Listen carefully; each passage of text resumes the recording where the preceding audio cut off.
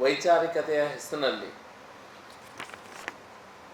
ನಮ್ಮ ಸಂಪ್ರದಾಯವನ್ನು, ಹಿಂದೂ ಸಂಪ್ರದಾಯವನ್ನು, ಆಚಾರಗಳನ್ನು, ವಿಚಾರಗಳಿಗೆ ಧಕ್ಕೆ ತರುವಂಥ ಕೆಲಸ ಕರ್ನಾಟಕ ಸರ್ಕಾರದಿಂದ ಆಗಿದೆ. ನಮ್ಮಲ್ಲಿ ಉತ್ತರ ಕರ್ನಾಟಕ, ಉತ್ತರ ಕನ್ನಡ, ಉಡುಪಿ, ಮಂಗಳೂರು ಮತ್ತು ಕಾಸರಗೋಡು ಜಿಲ್ಲೆಗಳಲ್ಲಿ ಯಕ್ಷಗಾನಕ್ಕೆ ಅದರದ್ದೇ ಆದ ಮಹತ್ವ ಇದೆ. ಯಕ್ಷಗಾನ ಮೇಳಗಳನ್ನು ಹಲವಾರು ದೇವಸ್ಥಾನಗಳು, ಈ ಕಟೀಲು ಮೇಳ ಇರ್ಬೋದು, ಮಂದರ್ತಿ ಮೇಳ ಇರ್ಬೋದು, ಮಹಾಮಯಿ ಮೇಳ ಇರ್ಬೋದು, ಹೀಗೆ ಹಲವಾರು ದೇವಸ್ಥಾನಗಳು ಯಕ್ಷಗಾನ ಮೇಳವನ್ನು ಆಡಿಸ್ಕೊಂಡು ಬರ್ತಾ ಇದೆ. ನಮ್ಮಲ್ಲಿ ಈ ದೇವಸ್ಥಾನ ಆಡಿಸುವಂಥ ಮೇಳಗಳಲ್ಲಿ ಇರ್ಬೋದು, ಬೇರೆ ಬೇರೆಗಳ ಯಕ್ಷಗಾನ ಆಗುವಂಥ ಸಂದರ್ಭದಲ್ಲಿ ವೇಷ ಹಾಕುವಂಥ ಪಾತ್ರಧಾರಿಗಳು, ಕಲಾವಿದರು ದೇವರ ಪ್ರಸಾದವನ್ನು ತೆಗೆದುಕೊಂಡು ಹಾಕುವುದಿದೆ. ವ್ರತವನ್ನು ಹಿಡ್ತಾರೆ. ಬಹಳ ನಿಷ್ಠೆಯಿಂದ ವ್ರತವನ್ನು ಆಚರಣೆ ಮಾಡುವಂಥ ಒಂದು ವ್ಯವಸ್ಥೆ ಇದ್ದು, ನಂತರ ಆ ವೇಷ ಹಾಕುವಂಥ ಕೆಲಸ, ಗೆಜ್ಜೆ ಕಟ್ಟುವಂಥ ಕೆಲಸ ಆಗ್ತದೆ. ದೇವಸ್ಥಾನದ ಯಕ್ಷಗಾನ ತಂಡಗಳು ಬೇರೆ ಊರಿಗೆ ಹೋದಂಥ ಸಂದರ್ಭದಲ್ಲಿ ಆ ಊರಿನವರು ಒಂದು ಚೌಕಿಯನ್ನು ಹಾಕಿಕೊಟ್ಟು ಆ ಚೌಕಿಯಲ್ಲಿ ದೇವರ ಪೂಜೆಯನ್ನು ಮಾಡಿ, ಗೆಜ್ಜೆ ಕಟ್ಟಲಿಕ್ಕಿಂತ ಮುಂಚೆ, ರಂಗಸ್ಥಳಕ್ಕೆ ಹೋಗ್ಲಿಕ್ಕಿಂತ ಮುಂಚೆ ದೇವರ ಪ್ರಸಾದವನ್ನು, ಪೂಜೆ ಆದ ನಂತರ ಆಗುವಂಥ ಪ್ರಸಾದವನ್ನು ಸ್ವೀಕರಿಸಿ ಯಕ್ಷಗಾನಕ್ಕೆ ಗೆಜ್ಜೆ ಕಟ್ಟುವುದಿರ್ಬೋದು, ರಂಗಸ್ಥಳಕ್ಕೆ ಹೋಗುವಂಥ ಪರಂಪರೆ ನಮ್ಮಲ್ಲಿದೆ. ದೇವಿ ಮಹಾತ್ಮೆ ಆಗುವಂಥ ಸಂದರ್ಭದಲ್ಲಿ ದೇವಿಯ ಪಾತ್ರವನ್ನು ಧರಿಸಿದಂಥ ಕಲಾವಿದ ದೇವಿ ರಂಗಸ್ಥಳಕ್ಕೆ ಬರುವಂಥ ಸಮಯದಲ್ಲಿ ಅಲ್ಲಿ ಬಂದಂಥ ಜನರು ದೇವಿಯ ಬರುವಂಥ ಸಂದರ್ಭದಲ್ಲಿ ಎದ್ದು ನಿಂತು, ಕೆಲವರು ಕಾಲಿಗೆ ಬೀಳುವುದು ಸಹ ಇರ್ತದೆ, ಎದ್ದು ನಿಂತು ತಮ್ಮ ಗೌರವವನ್ನು ಸೂಚಿಸುವುದನ್ನು ನಾವು ನೋಡ್ತಾ ಬಂದಿದ್ದೇವೆ. ದೇವಸ್ಥಾನ ಮತ್ತು ಯಕ್ಷಗಾನ ಇದರ ನಡುವೆ ಬೆಸುಗೆ ಏನಿದೆ, ಒಂದು ರೀತಿಯ ಸಂಬಂಧ ಏನಿದೆ, ಅದಕ್ಕೆ ಧಕ್ಕೆ ತರುವಂಥ ಕೆಲಸ ಕರ್ನಾಟಕ ಸರ್ಕಾರ ತನ್ನ ಕೈಗೊಂಬೆಗಳ ಮೂಲಕ, ಕನ್ನಡ ಪ್ರಾಧಿಕಾರದ ಅಧ್ಯಕ್ಷರಿರ್ಬೋದು, ಬೇರೆ ಬೇರೆಯವರ ಮೂಲಕ ಈ ರೀತಿಯ ಒಂದು ವ್ಯವಸ್ಥೆ ಮಾಡುವುದನ್ನು ನಾವು ನೋಡ್ತಾನೆ ಇದ್ದೇವೆ. ಇದು ಈಗ ಮಿತಿ ಮೀರಿ ಹೋಗ್ತಾ ಇದೆ. ಎಲ್ಲೋ ಒಂದು ಕಡೆ ಯಾವುದೋ ಒಂದು ಕಾರ್ಯಕ್ರಮ ಯಕ್ಷಗಾನಕ್ಕೆ ಸಂಬಂಧಪಟ್ಟಂಥ ಕಾರ್ಯಕ್ರಮನೇ ಅಲ್ಲ, ಜಾನಪದ ವ್ಯವಸ್ಥೆಗೆ ಸಂಬಂಧಪಟ್ಟ ಕಾರ್ಯಕ್ರಮದಲ್ಲಿ ಯಕ್ಷಗಾನ ಕಲಾವಿದರ ಬಗ್ಗೆ ಏನು ಅವ್ರು ಹೇಳಿದ್ದಾರೆ ಅನ್ನೋದು ನಿಮಗೆ ಗೊತ್ತಿದೆ. ಅಲ್ಲಿ ಒಂದು ಬ್ಲ್ಯಾಕ್ ಮೇಲ್ ಮಾಡುವಂಥ ವ್ಯವಸ್ಥೆ ಯಕ್ಷಗಾನ ರಂಗಭೂಮಿಯಲ್ಲಿದೆ. ಕಲಾವಿದರು ಆ ಒಂದು ವಿಷಯಕ್ಕೆ ಸಮ್ಮತಿಸದಿದ್ರೆ ಅವರನ್ನು ಮುಂದೆ ಬರುವಂಥ ಮತ್ತೊಂದು ಯಕ್ಷಗಾನದಲ್ಲಿ ಭಾಗವತರು ಅವರಿಗೆ ಪದ್ಯವನ್ನೇ ಕೊಡುವುದಿಲ್ಲ, ಅಥವಾ ಅವರಿಗೆ ರಂಗಸ್ಥಳದಲ್ಲಿ ಕುಣಿಲಿಕ್ಕೆ ಅವಕಾಶವನ್ನೇ ಕೊಡುವುದಿಲ್ಲ.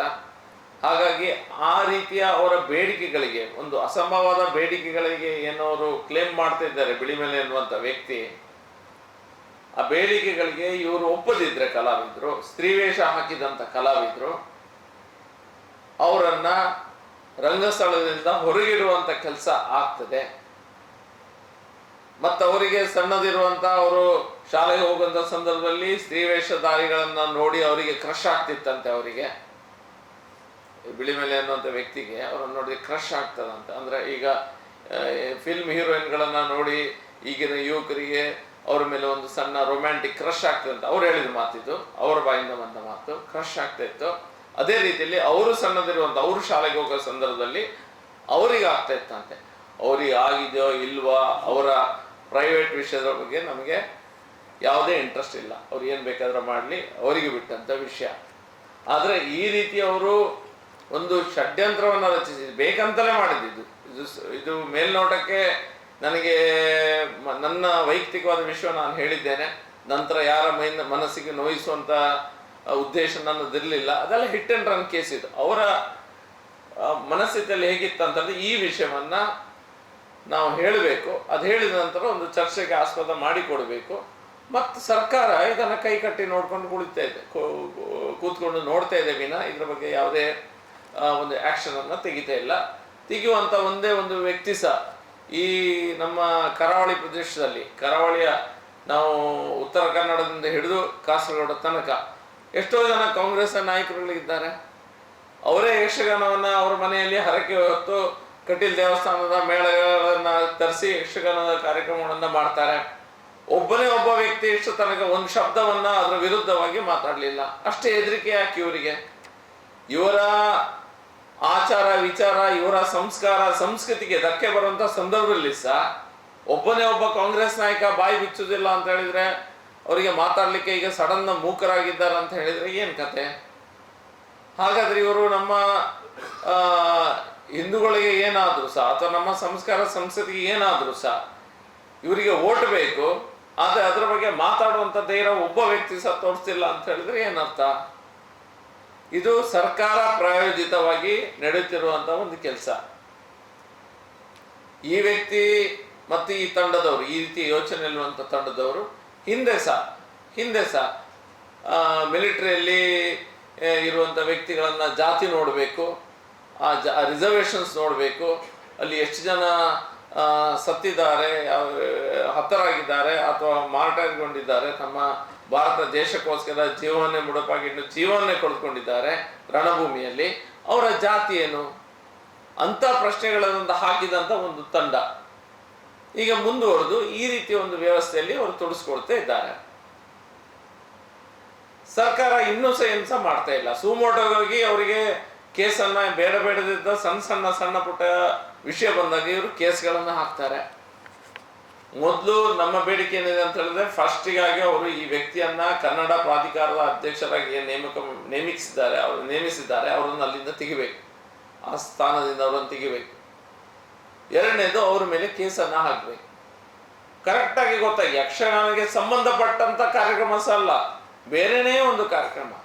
ಅವರು ಮಾತಾಡಿದ್ದು ಮತ್ತು ಯಕ್ಷಗಾನ ವಿಷಯ ಏನು ಹೇಳಿದ್ದಾರೆ ಸಂಬಂಧನೇ ಇಲ್ಲ ಅದರಲ್ಲಿ. ಅವರು ಫೈನ್ ಕನ್ಕ್ಲೂಷನ್ ಏನು ಕೊಟ್ಟಿದ್ದಾರೆ ಅವರ ಭಾಷಣದಲ್ಲಿ, ಆ ಕನ್ಕ್ಲೂಷನಿಗೂ ಮತ್ತು ಅದರ ಬಗ್ಗೆ ಅದಕ್ಕಿಂತ ಮುಂಚೆ ಯಕ್ಷಗಾನಕ್ಕೆ ಬಗ್ಗೆ ಹೇಳಿದಂಥ ವಿಷಯಕ್ಕೂ ಯಾವುದೇ ತಾಳಮೇಳ ಇಲ್ಲ. ಹಾಗಾಗಿ ನಮ್ಮಲ್ಲಿ ದಕ್ಷಿಣ ಕನ್ನಡ ಜಿಲ್ಲೆ ಮತ್ತು ಕರಾವಳಿ ಜಿಲ್ಲೆಗಳಲ್ಲಿ, ಕರಾವಳಿ ಪ್ರದೇಶದಲ್ಲಿರುವಂಥ ಎಲ್ಲ ಜಿಲ್ಲೆಗಳಲ್ಲಿ ಎಲ್ಲೂ ಯಕ್ಷಗಾನ ಕಲಾವಿದರು, ಯಕ್ಷಗಾನ ಪ್ರಸಂಗಕರ್ತರು, ಯಕ್ಷಗಾನದ ಅಭಿಮಾನಿಗಳು, ಯಕ್ಷಗಾನ ಆಡಿಸುವಂಥವ್ರು ಎಲ್ಲರಿಗೂ ಸಹ ಬಹಳ ನೋವಾಗಿದೆ. ಈ ಒಂದು ಮಾತಿಂದಾಗಿ ಬಹಳ ನೋವಾಗಿದೆ. ಅವರ ಯೋಚನೆ ಏನಿದ್ರು ಸಹ ಅವರ ಮನಸ್ಸಲ್ಲಿ ಒಂದು ಪ್ರಾಧಿಕಾರದ ಅಧ್ಯಕ್ಷನ ಆಗಿರುವಂಥ ಒಂದು ವ್ಯಕ್ತಿ, ಅಷ್ಟೊಂದು ಗೌರವ ಸರ್ಕಾರ ಆ ವ್ಯಕ್ತಿಗೆ ಕೊಟ್ಟಿದೆ.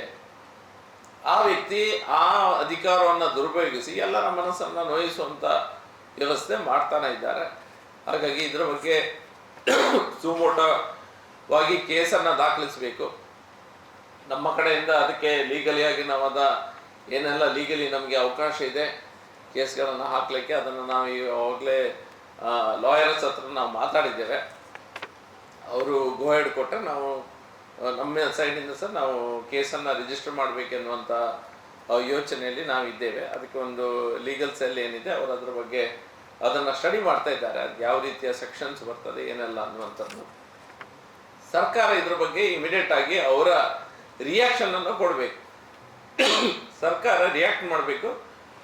ಬೆಳಗಿನ ರಾತ್ರಿ ಇಲ್ಲಿ ಆಚೆ ಈಚೆ ಸಣ್ಣ ವಿಷಯಕ್ಕೆ ಹಾರಾಡ್ತಿರುವಂಥ ಕಾಂಗ್ರೆಸ್ ನಾಯಕರು, ಮಾಜಿ ಶಾಸಕರು, ಮಾಜಿ ಮಂತ್ರಿಗಳು, ಈಗಿರುವಂಥ ಮಂತ್ರಿಗಳು, ಜಿಲ್ಲಾ ಮಂತ್ರಿಗಳು ಎಲ್ಲರೂ ಸಹಿತ ಉತ್ತರ ಕೊಡಬೇಕು. ಅವ್ರದ್ದು ರಿಯಾಕ್ಷನ್ ಆದರೂ ಕೊಡಲಿ, ಅಟ್ಲೀಸ್ಟ್ ಒಂದು ರಿಯಾಕ್ಷನ್ ಕೊಡಲಿ. ಇಷ್ಟು ದೊಡ್ಡ ಇನ್ಸಲ್ಟ್ ಮಾಡಿದಂಥ ಒಂದು ವ್ಯವಸ್ಥೆ ಆಗಿದೆ, ಅವ್ರ ರಿಯಾಕ್ಷನನ್ನು ಕೊಡಲಿ. ಇಷ್ಟನ್ನು ಹೇಳಲಿಕ್ಕೆ ಮಾತ್ರ ಈ ಒಂದು ಇದರನ್ನು ಪ್ರೆಸ್ಸನ್ನು ಕರೆದಿದ್ದೇವೆ. ಇದು ನಮ್ಮ ಆರಾಧನೆಯ ಒಂದು ಭಾಗ. ಯಕ್ಷಗಾನ ಕಲೆಯೊಂದಿಗೆ ನಮ್ಮ ಆರಾಧನೆ ಮತ್ತು ನಮ್ಮ ಪೂಜಾ ವಿಧಾನದ ಪದ್ಧತಿ ಏನಿದೆ ಅದರ ಒಂದು ಭಾಗ ಯಕ್ಷಗಾನ. ಯಕ್ಷಗಾನ ಕಲಾವಿದರ ಬಗ್ಗೆ ಈ ರೀತಿಯಾಗಿ ಮಾತಾಡೋದನ್ನು ನಾವು ಹಿಂದೂ ಸಮಾಜ ಒಪ್ಪಲಿಕ್ಕೆ ಸಾಧ್ಯವಿಲ್ಲ. ಕರಾವಳಿ ಜಿಲ್ಲೆಯ ಯಕ್ಷಗಾನ ಪ್ರೇಮಿಗಳು ಯಾರು ಸಹ ಇದನ್ನು ಒಪ್ಪುವುದಿಲ್ಲ. ಹಾಗೆ ಇದ್ರ ಮೇಲೆ ಇಮಿಡಿಯೇಟ್ ಆಗಿ ಆ್ಯಕ್ಷನ್ ಆಗಬೇಕನ್ನುವಂಥದ್ದು ನಮ್ಮ ಕೋರಿಕೆ. ಧನ್ಯವಾದ.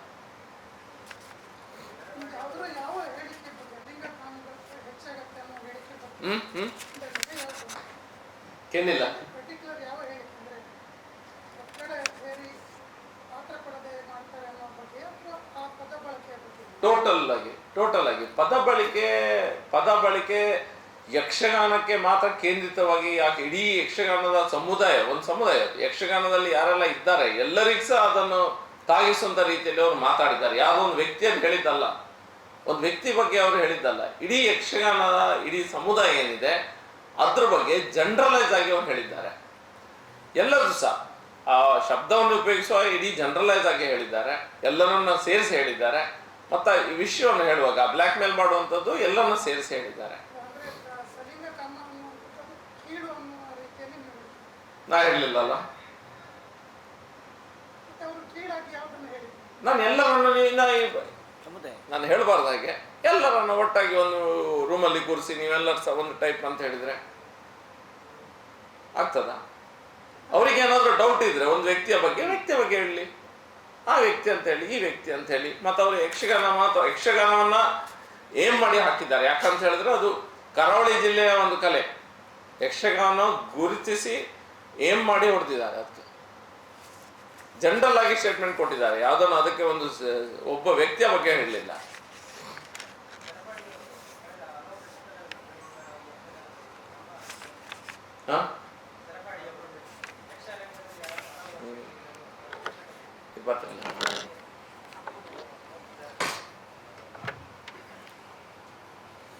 ಪುರುಷೋತ್ತಮ ಬಿಳಿಮಲೆಯವರು ಉತ್ತಮ ಸಾಹಿತಿಯವರು, ಕಲಾವಿದರು ಕೂಡ, ಕಲಾ ಆರಾಧಕರು, ಕಲಾ ಪ್ರೋತ್ಸಾಹಕರು.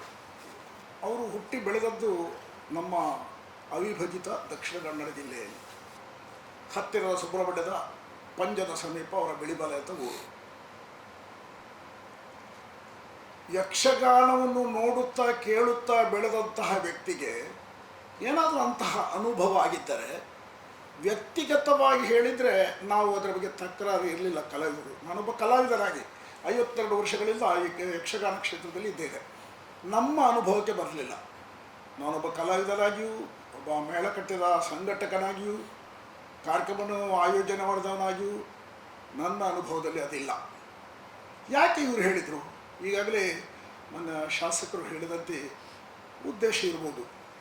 ಇದು ನಮ್ಮ ಹೇಳಿ ಕೇಳಿ ಕರಾವಳಿ ಪ್ರದೇಶ ಒಂದು ತತ್ವ ಸಿದ್ಧಾಂತದ ಪರ ಇರುವಂತಹ ಜನರು ವಾಸಿಸುವಂಥ ಈ ಪ್ರದೇಶ. ಇಲ್ಲಿ ಏನಾದರೂ ಮನೋಸ್ಥಿತಿಯನ್ನು ಬದಲಾವಣೆ ಮಾಡೋಣ ಅನ್ನೋ ಉದ್ದೇಶ ಇರ್ಬೋದು. ಯಕ್ಷಗಾನ ಕಲಾವಿದರಿಂದ ವೃತ್ತಧಾರಿಗಳು, ನಾನು ಸಹಿತ, ನಾವು ವೃತ್ತಿಪರ ಮೇಳಗಳಲ್ಲಿರುವರು, ಇದು ಕಟೀಲ್ ಮೇಳದಲ್ಲಿದ್ದಾರೆ. ಅವರು ಕೂಡ ಎಲ್ಲ ಮೇಳಗಳಲ್ಲಿ ವೇಷವನ್ನು ಮಾಡುವ ಸ್ತ್ರೀ ಪಾತ್ರಧಾರಿ ಅರಿವೇಣ ವೃತ್ತಧಾರಿಗಳಾಗಿ ಅಂತೆ ಇರುವವರು ಸಮಾಜದ ಅಂಕುಡೊಂಕುಗಳನ್ನು ರಂಗದಲ್ಲಿ, ಇದೊಂದು ಮಾಧ್ಯಮ, ನಮ್ಮದು ಕೂಡ ಯಕ್ಷಗಾನ ಎನ್ನುವುದು ಒಂದು ಮಾಧ್ಯಮ. ಇದರ ಮೂಲಕ ಸಮಾಜಕ್ಕೆ ಒಂದು ಒಳ್ಳೆಯ ಸಂದೇಶವನ್ನು ಕೊಡುವಂತಹ ಇದೊಂದು ಮಾಧ್ಯಮವೂ ಹೌದು, ಆರಾಧನಾ ಕಲೆಯೂ ಹೌದು. ಹೇಗಾದರೂ ಮಾಡಿ ಇಲ್ಲಿನ ಮನೋಸ್ಥಿತಿಯನ್ನು ಕದಡುವಂತಹ ಉದ್ದೇಶದಿಂದ ಇಡೀ ಕಲಾ ವಲಯಕ್ಕೆ ಇದೊಂದು ಬಾಂಬ್ ಹಾಕಿದವರು. ಪುರುಷೋತ್ತಮ ಬಿಳಿಮಲೆಯವರು ಕಲಾ ವಲಯಕ್ಕೆ ಹಾಕಿದಂಥ ಬಾಂಬ್ ಇದು, ಸಿಡಿದಿದೆ. ಇದು ನಾವು ಆಘಾತಗೊಂಡಿದ್ದೇವೆ. ನಮ್ಮ ನೈತಿಕ ಸ್ಥೈರ್ಯವನ್ನು ಕುಗ್ಗಿಸುವಂಥ ಕೆಲಸವನ್ನು ಅವರು ಮಾಡಿದ್ದಾರೆ. ಇದು ಖಂಡನಾರ್ಹ, ಸಹಿಸುವಂಥದ್ದಲ್ಲ. ಅದರಲ್ಲೂ ಅವರು ಕನ್ನಡ ಅಭಿವೃದ್ಧಿ ಪ್ರಾಧಿಕಾರದ ಅಧ್ಯಕ್ಷರು. ಕನ್ನಡಕ್ಕೆ ಯಕ್ಷಗಾನ ಕೊಟ್ಟಂತಹ ಕೊಡುಗೆ ಅವಿಸ್ಮರಣೀಯ. ಎಲ್ಲರೂ ಹೇಳ್ತಾರೆ, ಎಲ್ಲ ವೇದಿಕೆ, ಎಲ್ಲ ಸಾಹಿತ್ಯ ಸಮ್ಮೇಳನಗಳಲ್ಲಿ ಅದನ್ನೇ ಉಲ್ಲೇಖ ಮಾಡ್ತಾರೆ. ಯಕ್ಷಗಾನ ಮಾತ್ರ ಒಂದು ಕನ್ನಡ ಭಾಷೆಯನ್ನು ಉಳಿಸಿಕೊಂಡಿದೆ ಎನ್ನುವುದನ್ನು ಎಲ್ಲರೂ ಹೇಳ್ತಾರೆ, ಜಗಜ್ಜಾಹೀರಾದಂಥ ವಿಚಾರ. ಅಂತಹ ಒಂದು ಪ್ರತಿಷ್ಠಿತ ಪ್ರಾಧಿಕಾರದ ಅಧ್ಯಕ್ಷರಾಗಿ ಕನ್ನಡವನ್ನು ಉಳಿಸಿ ಬೆಳೆಸಿ ಪೋಷಿಸುವಂತಹ ಯಕ್ಷಗಾನ ಕಲಾವಿದರೆಂದರೆ ಯಾರು? ಕಲೆಯನ್ನು ಆರಾಧನೆ ಮಾಡುವರು. ಕಲೆಗೂ ಕಲಾವಿದರಿಗೂ ವ್ಯತ್ಯಾಸ ಕಾಣಬೇಡಿ. ಕಲೆಯನ್ನು ಕಲಾವಿದರಲ್ಲೇ ಕಾಣುವುದು. ಕಲಾವಿದ ಇದ್ದಾಗ ಕಲೆ, ಕಲಾವಿದರು ಇಲ್ಲದಿದ್ದರೆ ಕಲೆ ಇಲ್ಲಿಲ್ಲ. ಸಮಾಜ ಈಗ ಎಲ್ಲ ಕಲಾವಿದರನ್ನು ಒಂದು ರೀತಿಯ ಕೆಟ್ಟ ದೃಷ್ಟಿಯಲ್ಲಿ ಕಾಣುವಂತಹ, ಗ್ರಹಿಸುವಂತಹ ಪರಿಸ್ಥಿತಿ ನಿರ್ಮಾಣ ಆಗಿದೆ. ಇದು ಕಲಾವಿದರ ಒಬ್ಬ ಪ್ರತಿನಿಧಿಯಾಗಿ ನಾನು ಹೇಳ್ತಾ ಇದ್ದೇನೆ, ಇದು ಖಂಡನಾರ್ಹ. ದಯವಿಟ್ಟು ಅವರು, ನಾವು ಕಲಾ ಪಕ್ಷ ಏನು ಹೇಳ್ತದೋ ಅದು ವಿಷಯ ಹಾಗೆ ಇದೆ, ಹಾಗೆ ಮುಂದುವರಿಬೋದು. ನಾನು ಕಲಾವಿದರಾಗಿ ಹೇಳ್ತೇನೆ, ನಮ್ಮನ್ನು ಸಾಂತ್ವನಗೊಳಿಸಬೇಕಿದ್ರೆ ದಯವಿಟ್ಟು ನೀವು ಬೇಷರತ್ತು ಕ್ಷಮಾಯಾಚನೆ ಮಾಡಬೇಕು. ಬೇಷರತ್ತು ಕ್ಷಮಾಯಾಚನೆ ಮಾಡಬೇಕು. ಯಾರ್ಯಾರ ಉದಾಹರಣೆ ಕೊಡುವುದಲ್ಲ, ಅಳಿದು ಹೋದಂಥ ಕಲಾವಿದರ ಉದಾಹರಣೆ ಅವರ ಪುಸ್ತಕದಲ್ಲಿ ಹಾಗಿದೆ, ಇವರ ಪುಸ್ತಕದಲ್ಲಿ ಹೀಗಿದೆ, ಹೇಳಿ, ಅದನ್ನೇ ಹೇಳಬೇಕಾದ್ರೆ. ಹಾಗೆ ಹೇಳದೆ ಇವರು ನೇರವಾಗಿ ಕಲಾವಿದರೆಲ್ಲರನ್ನು ನಾವೆಲ್ಲ ಸುಸಂಸ್ಕೃತರಾಗಿ, ಸಭ್ಯರಾಗಿ, ಪ್ರಾಮಾಣಿಕರಾಗಿ ಇರುವಂತಹ ಕಲಾವಿದರು ನಾವು. ನಮಗೆ ಎಂಥ ನೋವಾಗಿದೆ ಅನ್ನೋದು, ಒಬ್ಬ ಕಲಾವಿದನಾಗಿ ಆ ವೃತ್ತಿ ಮಾಡುವಂಥ ವ್ಯಕ್ತಿಗೆ ಅದನ್ನು ನೋವು ಅವನಾಗಿ ಅನುಭವಿಸಿದರೆ ಮಾತ್ರ ಗೊತ್ತಾದೀತು. ಇವರು ಹೇಳಿಕೆಯಿಂದ ನಾಳೆ ದೊಡ್ಡೊಂದು ಸಮಾಜದಲ್ಲಿ ಸಂಚಲನ ಉಂಟು ಮಾಡಬಹುದು ಎನ್ನುವಂಥ ಉದ್ದೇಶ ಇರ್ಬೋದು, ರಾಜ್ಯಕ್ಕೆ ಇಚ್ಛಾಶಕ್ತಿ ಏನಾದರೂ ಬೇರೆ ಇರ್ಬೋದು. ಆದರೆ ಇದು ಆಘಾತಕಾರಿ. ಯಕ್ಷಗಾನ ಕಲೆಗೆ ಮಾಡಿದಂಥ ಅಪಚಾರ, ಕಲಾವಿದರ ನೈತಿಕ ಸ್ಥೈರ್ಯವನ್ನು ಕುಗ್ಗಿಸುವಂಥ ಇದೊಂದು ಖಂಡನಾರ್ಹ. ಯಾವುದೇ ಕಾರಣಕ್ಕೂ ಕ್ಷಮೆ ಇಲ್ಲ. ಅವರು ಬೇಷರತ್ತು ಕ್ಷಮೆ ಕೇಳಿದರು. ಕಲಾ ಸರಸ್ವತಿ ಖಂಡಿತ ಇವರಿಗೆ ಒಂದಲ್ಲ ಇಂದಲ್ಲ ನಾಳೆ ಆದರೂ ಅದರ ಪರಿಣಾಮವನ್ನು ಅವರು ಅನುಭವಿಸಲೇಬೇಕೆನ್ನುವಂಥ ನಮ್ಮ ಪ್ರಾರ್ಥನೆ. ನಾವು ದೇವರಲ್ಲಿ ಪ್ರಾರ್ಥನೆ ಮಾಡಬೇಕು ಹೊರತು ಬೇರೆ ಯಾವುದೇ ನಮಗೆ ಮಾಧ್ಯಮಗಳಿಲ್ಲ.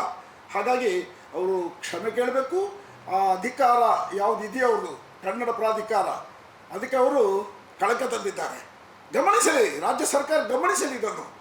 ಇಂಥ ಅಪಚಾರ ಮಾಡಿದ ವ್ಯಕ್ತಿಯನ್ನು ಆ ಪ್ರತಿಷ್ಠಿತ ಸ್ಥಳದಲ್ಲಿ ಕುಳಿತುಗೊಳಿಸುವುದು ಎಷ್ಟು ಸರಿ? ಆತ್ಮಾವಲೋಕನ ಮಾಡೋದಕ್ಕೆ ಇದೊಂದು ಸಂದರ್ಭ ಅಂತ ನಾನು ಭಾವಿಸ್ತೇನೆ. ಹಾಗಾಗಿ ಇನ್ನು ಹೆಚ್ಚು ಶಾಸಕರು ಹೇಳಿದ ಮೇಲೆ ನಾವು ಅದರ ಬಗ್ಗೆ ಹೇಳುವಂಥದ್ದಿಲ್ಲ. ಕೇಸ್ ಹಾಕೋದ್ರ ಬಗ್ಗೆ ಕಲಾವಿದರು ಕೂಡ ನಾವು ಚರ್ಚೆ ಮಾಡ್ತಾ ಇದ್ದೇವೆ. ನಾವೆಲ್ಲ ವೃತ್ತಿಪರ ಕಲಾವಿದರು, ನಮ್ಮ ಉದ್ಯೋಗವೇ ಕಲೆ, ಯಕ್ಷಗಾನವೇ.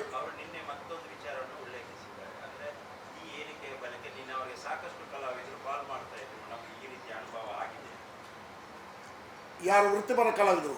ಸರ್ವತ್ರ ಸಾಧ್ಯವಿಲ್ಲ. ಆ ಹೇಳಿಕೆ ಕೊಟ್ಟಿದ್ರೆ ಅವ ಕಲಾವಿದಲ್ಲ. ಕಲಾವಿದನಾದವ ಆ ಹೇಳಿಕೆ ಕೊಡೋದಕ್ಕೆ ಸಾಧ್ಯತೆ ಇಲ್ಲ. ಸಮಾಜ ಒಪ್ಪಿಕೊಳ್ಳುವಂಥದ್ದಲ್ಲ ಅದು. ಅದು ಅನೈತಿಕ ವ್ಯವಹಾರಕ್ಕೆ ಸಂಬಂಧಪಟ್ಟದ್ದು. ಇವರು ಏನು ಅದರಲ್ಲಿ, ಈಗ ಪುರುಷೋತ್ತಮ ಬಿಳಿಮಲೆಯವರು ಅದರ ಬಗ್ಗೆ ಸಂಶೋಧನೆ ಮಾಡಿದಂಥ ಸಂಶೋಧಕರ, ಅವ್ರಿಗೇನಾದರೂ ಅನುಭವ ಆಗಿರ್ಬೋದು, ಕಹಿ ಅನುಭವ ಆಗಿರ್ಬೋದು. ಹೇಳಿ, ಇಂಥವರಿಂದ ನನಗೆ ಇಂಥ ಅನುಭವ ಆಗಿದೆ. ಇಡೀ ವಲಯಕ್ಕೆ ಒಂದು ಆರೋಪ ಹಚ್ಚೋದು ಇದು ಸಾಮಾನ್ಯ ಕೆಲಸ. ಇದೊಂದು ಬೆಂಕಿ ಹಚ್ಚಿದ್ದು, ಮನೋಸ್ಥಿತಿಗೆ ಬೆಂಕಿ ಹಚ್ಚಿದ್ದು, ಕಲಾವಿದರ ಭಾವನೆಗೆ ಘಾಸಿ ಮಾಡಿದ್ದು. ಅವ್ರಿಗೆ ಆದಂಥ ಅನುಭವ ಇದ್ದರೆ ಇರ್ಬೋದು, ಅವ್ರಿಗೆ ಆದ ಅನುಭವ ಇದ್ದರೆ ಹೇಳಿ, ಇಂಥವ್ರು ನನಗೆ ಹೀಗೆ ಆಗಿದೆ, ಒಪ್ಪಿಕೊಳ್ಳುವ. ಕ್ಷಮೆ ಕೇಳಿದ್ದು ಕೂಡ ಅವರು ನೇರವಾಗಿ ಕ್ಷಮೆ ಕೇಳಿದಲ್ಲ, ಸಾರ್ವಜನಿಕವಾಗಿ ಒಬ್ಬರಿಗೆ ಚೆನ್ನಾಗಿ ಬಾರಿಸಿ ಕೋಣೆಗೆ ಕರ್ಕೊಂಡು ಬಂದವನ ಕಾಲ ಹಿಡಿದ್ರೆ ಏನಾದಿತ್ತು, ಆ ಸ್ವರೂಪದ ಕ್ಷಮೆ ಕೇಳಿದ್ದಾರೆ. ಅದಲ್ಲ ಬೇಷರ, ನನ್ನ ತಪ್ಪಾಗಿದೆ, ತಪ್ಪು ಬಂದಿದೆ, ಇನ್ನೂ ಏನೆಲ್ಲ ಕಾರಣ ಕೊಟ್ಟಿದ್ದನ್ನು ಬೆಳೆಸುವುದು ಬೇಡ. ದಯವಿಟ್ಟು ಬಿಳಿಮಲೆಯವರ ಒಬ್ಬ ಹಿತೈಷಿಯಾಗಿ ಅಭಿಮಾನಿಯಾಗಿ ಹೇಳ್ತಾ ಇದ್ದೇನೆ, ಬೇಷರತೆ ಕ್ಷಮಾಯಾಚನೆ ಮಾಡಲೇಬೇಕು. ಮತ್ತು ನಿನ್ನೆ ಅವರು ಕ್ಷಮೆ ಕೇಳುವಂಥ ಅವರು ತಪ್ಪಾಗಿದೆ ಒಂದು ರೀತಿ ಅದಕ್ಕೆ ಆನ್ಸರ್ ಕೊಡುವಂಥ ಸಂದರ್ಭದಲ್ಲಿ ಹಾಸ್ಟೆಲ್ಗಳಿರುವಂಥ ಯುವಕರು ಯಾರಿದ್ದಾರೆ, ಹುಡುಗರು ಹಾಸ್ಟೆಲ್ ಇರುವಂಥ ಸ್ಟೂಡೆಂಟ್ಸ್ ಯಾರಿದ್ದಾರೆ, ಅವರು ಸಹ ಈ ರೀತಿಯಾಗಿ ಒಂದು ವರ್ತಿಸುವುದನ್ನು ನಾವು ನೋಡಿ ಆ ರೀತಿಯಾಗಿ ಮಾತನ್ನು ಸಹ ಆಡಿದ್ದಾರೆ. ಅವರ ಯೋಚನಾ ಲಹರಿ ಅವರಿಗೆ ಖುಷಿ ತಂದು ಕೊಡ್ತಿರಬಹುದು, ಅದು ಸಮಾಜದಲ್ಲಿ ಒಂದು ಬೇರೆ ರೀತಿಯ ಒಂದು ನೋವು ಅನ್ನೋದು ಎಲ್ಲರಿಗೂ ಉಂಟು ಮಾಡ್ತಿದೆ. ನಮ್ಮಲ್ಲಿ ನಾಸ್ತಿಕರು ಸ್ವಲ್ಪ ಜನ ಇದ್ದಾರೆ, ಆಸ್ತಿಕರು ಕೋಟಿ ಜನರಲ್ಲಿದ್ದಾರೆ, ಕೋಟಿಯಲ್ಲಿ ಹೋಗಿದೆ. ಆಸ್ತಿಕರ ಸಂಖ್ಯೆ ಮಸ್ತ್ ಇರ್ತಾರೆ, ನಾಸ್ತಿಕರು ಸ್ವಲ್ಪ ಇರ್ತಾರೆ. ಇವರು ಆಸ್ತಿಕರು ಯಾರೆಲ್ಲ ಇದ್ದಾರೆ ಅವರೆಲ್ಲರ ಮನಸ್ಸಿಗೆ ನೋವು ಮಾಡುವಂಥ ಕೆಲಸ ಈ ವ್ಯಕ್ತಿಯಿಂದ ಆಗ್ತಾ ಇದೆ. ಯಕ್ಷಗಾನ ಹೇಳಿದರು, ಅದರಿಂದ ತಪ್ಪಿಸ್ಕೊಳ್ಳಿಕ್ಕೆ ಈಗ ಹಾಸ್ಟೆಲ್ ಇರುವ ವಿದ್ಯಾರ್ಥಿಗಳಂತ ಎಲ್ಲ ಟೋಟಲ್ ಜನರಲೈಸ್ ಆಗಿ ಹಾಸ್ಟೆಲಲ್ಲಿ ಇದೆ, ಆ ರೀತಿಯ ಮಾತುಗಳನ್ನು ಆಡ್ತಾ ಇದ್ದಾರೆ. ನಾಳೆ ಇದ್ರ ಮೇಲೆ ಬರ್ಬೋದು, ಮಾಧ್ಯಮದವ್ರ ಮೇಲೆ ಎಲ್ಲರ ಮೇಲೂ ಬರ್ಬೋದು, ಅದು ಬೇರೆ. ಆ ವ್ಯಕ್ತಿಯ ಅವರ ಎಕ್ಸ್ಪೀರಿಯನ್ಸ್ ಇದ್ರೆ ಅವ್ರು ಹೇಳಿದ ಹಾಗೆ ಅವರ ಎಕ್ಸ್ಪೀರಿಯನ್ಸ್ ಏನಿದೆ ಅದು ಅದ್ರ ಬಗ್ಗೆ ಹೇಳ್ಬೋದು. ನನಗೆ ಹೀಗಾಗಿದೆ, ಮತ್ತು ಅವ್ರಿಗೆ ಸಣ್ಣದಿರುವಾಗನೇ ಹೇಳಿದಾರಲ್ಲ ಅವರು, ಅದರಲ್ಲೇ ಇದೆ.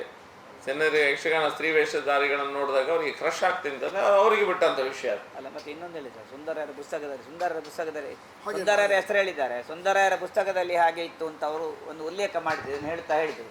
ಸುಂದರರ ಪುಸ್ತಕದಲ್ಲಿ ಹಾಗಿಲ್ಲ. ಸುಂದರಕಾಂಡ ಪುಸ್ತಕ ಮಾಡುವಾಗ ನಾವೆಲ್ಲ ಇದ್ದೆವು, ನಮ್ಮ ಟೀಮೆಲ್ಲ ಕೆಲಸ ಮಾಡಿದೆ, ಅದರ ಪುಸ್ತಕ ನಾವು ಇದ್ದೇವೆ. ಅದರಲ್ಲಿ ಇರುವುದು ನನಗೊಂದು ಪ್ರಣಯ ಇತ್ತು ಅಂತ ಮಾತ್ರ ಬರೆದಿದ್ದಾರೆ ವಿನ ಅದು ಹುಡುಗರ ಬಗ್ಗೆ ಕೃಷಿ ಇತ್ತು ಅಂತ ಆ ಅಭಿಪ್ರಾಯ ಅಲ್ಲ. ಅವರಿಗೆ ಪ್ರಣಯ ಇತ್ತು, ಮತ್ತೆ ಬಿಟ್ಟಿದ್ದಾರೆ, ಮದುವೆ ಆದಮೇಲೆಲ್ಲ ಸರಿ ಇದ್ದೇನೆ ಅಂತ ಬರೆದಿದ್ದಾರೆ. ಆ ಪುಸ್ತಕ ನಿಮಗೆ ಸಿಕ್ಕಿದರೆ ನೀವು ಪ್ರಯತ್ನ ಮಾಡ್ಬೋದು. ಸುಂದರರ ಉದಾಹರಣೆ ಇಲ್ಲಿಗೆ ಸಲ್ಲದೇ ಸಲ್ಲದು. ಅದರಲ್ಲಿ ಅಲ್ಲ, ಸುಂದರರ ಉಲ್ಲೇಖ ಮಾಡಿದ್ದಾರೆ, ಸುಂದರರ ಬಗ್ಗೆ ಉಲ್ಲೇಖ ಮಾಡಿದ್ದಾರೆ ಭಾಷಣ, ಅದೇ ಭಾಷಣ ಮುಂದುವರಿತಾ ಹೇಳಿದ್ದಾರೆ. ಆದರೆ ಅವರು ಹಾಗೆ ಹೇಳಿಲ್ಲ, ಅದೊಂದು ಪ್ರಣಯ ಇತ್ತು ಅಂತ ಹೇಳಿದ್ದಾರೆ, ಮತ್ತೆ ಅದನ್ನು ಬಿಟ್ಟೇನೆ ಮದುವೆ ಆದಮೇಲೆ. ನೋಡಿ, ಅಳಿಕೆ ರಾಮರಯ್ಯವರ ಪುಸ್ತಕದಲ್ಲೂ ಕೂಡ ಅದರ ಒಂದು ಉಲ್ಲೇಖ ಉಂಟಂತೆ. ಅದು ಹೇಗೆ ಉಂಟು ಅಂತ ಹೇಳಿದರೆ, ಹಿಂದೆ ಹೀಗೆ ಇತ್ತಂತೆ ಹಾಗೆ ಹೇಳಿ. ಅಂತಕ್ಕಂತೆ ಹೊರತು ಸ್ಪಷ್ಟತೆ ಇಲ್ಲ ಅದರಲ್ಲಿ. ಇತ್ತಂತೆ. ಈಗ ಇದನ್ನೆಲ್ಲ ಇನ್ನು ಮುಂದಿನ ಜನಾಂಗ ಹೇಳುವುದು. ಈಗ ನಿನ್ನೆ ಅವರು ಏನು ಹೇಳಿದ್ದಾರೆ ಅದನ್ನು 78 ಇನ್ನು ಕಲಾವಿದರು ನೋಟೆಡ್ ಆಯಿತು. ಬಿಳಿಮಲೆ ಅವರು ಹೇಳಿದ್ದಾರೆ ಈಗ ಉಂಟಂತೆ, ಸ್ಪಷ್ಟತೆ ಆಯ್ತಲ್ಲ, ಇದು ಸರಿಯಲ್ಲ ಅಂತ ನಾವು ಹೇಳುದು. ಅಂತಕ್ಕಂತೆ